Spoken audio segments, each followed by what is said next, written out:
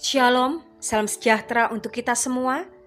Bacaan harian untuk Bakti Wanita Advent se-Uni Indonesia Kawasan Barat tahun 2025 diambil dari buku He Knows My Name. Dia tahu namaku. Sabtu, 14 Juni dengan judul Allah ada untuk Anda. Ditulis oleh Tina Suri. Firman Tuhan di dalam Bilangan 6 ayat 26, Tuhan menghadapkan wajahnya kepadamu dan memberikan damai sejahtera kepadamu. Sahabat BWA, saat saya mengemudi pulang, lampu jauh dari mobil yang mendekat menyilaukan mata saya. Saya mencoba memberi tanda dengan kilatan lampu pendek yang ramah, tetapi pengemudi itu tidak bereaksi. Dalam frustasi, saya menyalakan lampu jauh saya dan membiarkannya menyala sampai mobil itu melewati saya. Momen kecil yang tampaknya sepele itu berlalu cepat. Tetapi percakapan dalam pikiran saya terus berlanjut.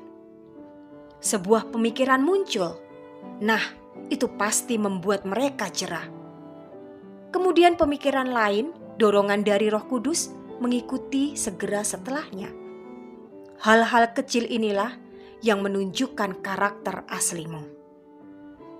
Aduh, kebenaran yang menyakitkan. Seringkali saya merasa mudah untuk terlihat seperti seorang murid Kristus.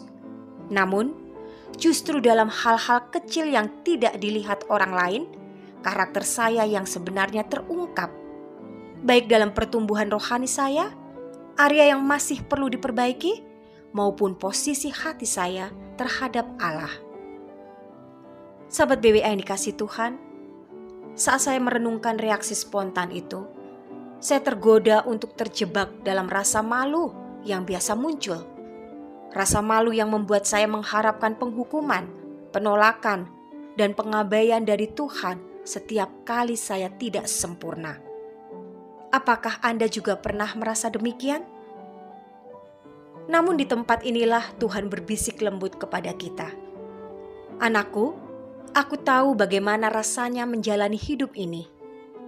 Anakku, Yesus telah melaluinya. Ingat, biarkan aku mengingatkanmu tentang sikapku terhadapmu.